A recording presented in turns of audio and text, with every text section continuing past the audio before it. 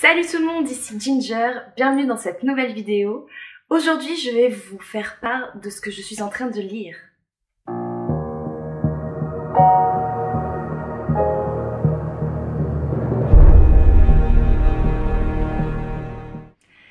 Laissez-moi vous faire voyager dans le Japon médiéval, plus précisément à l'époque Edo, sous le shogunat du seigneur Tokugawa Ieyasu. Donc, comme d'habitude, on ne change pas une équipe qui gagne, je vous présente une nouvelle fois une trilogie dont les 2 premiers tomes sont déjà sortis.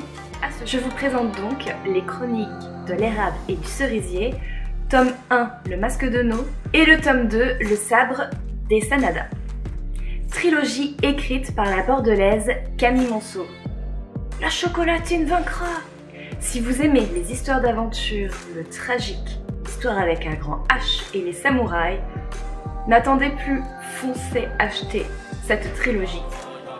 Elle en vaut le détour. Et pour les 3 du fond là, oui je vous vois, hein, qui seraient pas intéressés,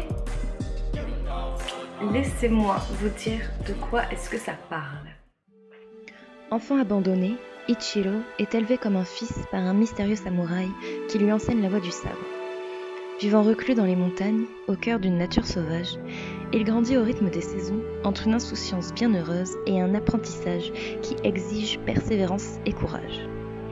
Mais par une nuit terrible, Ichiro voit sa vie basculer. Il doit tourner le dos à son enfance pour affronter le monde et son destin.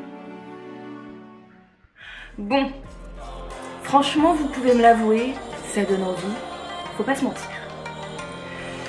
Et franchement, j'ai déjà lu donc le premier tome, j'ai acquis le 2e hier et j'ai commencé à le lire que hier après-midi et j'en suis presque à la moitié, donc pour vous dire que je le dévore. Que dire de plus, à part que ça sent la trilogie qui va devenir un must-have à avoir dans sa bibliothèque. L'autrice a vraiment une très belle plume. Je trouve que ses descriptions en fait sont très poétiques, surtout les descriptions en fait des paysages où elle retranscrit à la fois le respect de la nature et la contemplation que les Japonais ont. Et vraiment ce livre nous plonge tout droit dans le Japon médiéval. Ça me rappelle énormément mes cours d'histoire de quand j'étais en licence de japonais. Et ça me rappelle vraiment de très bons souvenirs. Ça me rappelle de quand je vivais au Japon. Et non, vraiment, je trouve qu'elle écrit avec brio et qu'elle mène avec brio son histoire. Elle réussit à nous semer plein de petites intrigues tout en apportant des débuts de réponses. Donc en fait, on n'a qu'une envie, c'est de tourner la page pour en savoir plus et pour voir si justement on va en connaître plus sur tous les mystères qui entourent Ichiro et d'autres personnages qui gravitent autour de lui. D'ailleurs, concernant les personnages, transition de qualité, ils sont tous très bien écrits et ce que j'aime beaucoup, c'est qu'ils ont tous une part d'ombre ou de lumière en eux. C'est pas juste ah bah lui il est gentil et lui il est méchant parce que c'est comme ça en fait.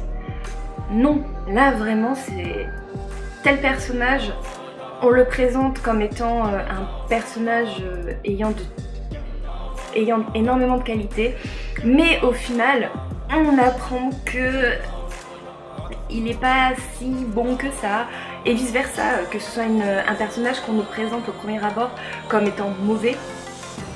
Au cours de l'histoire, on va découvrir un pan de son passé qui nous, en fait, justifie, on va dire, le pourquoi ce personnage agit de la sorte, sans pour autant approuver complètement son comportement.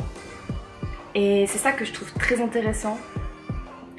Un autre point positif que que j'ai à nommer, c'est la description en fait de la société japonaise et des mœurs de l'époque qui, je trouve, a été très bien retranscrit.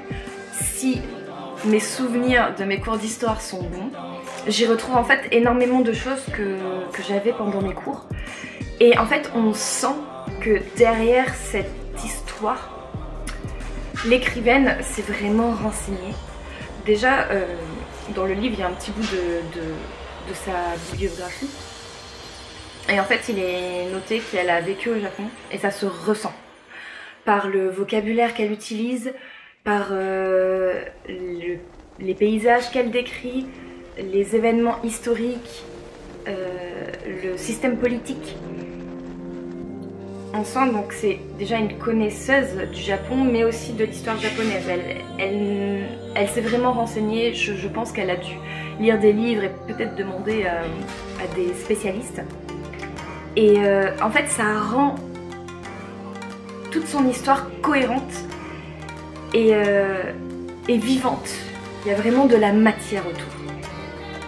Et j'adore parce qu'en fait, dès les premières lignes, on est plongé dedans, on est comme aspiré dans le livre et on se retrouve en fait avec Ichiro et tous les restes des personnages et c'est hyper prenant et c'est ça qui est hyper agréable.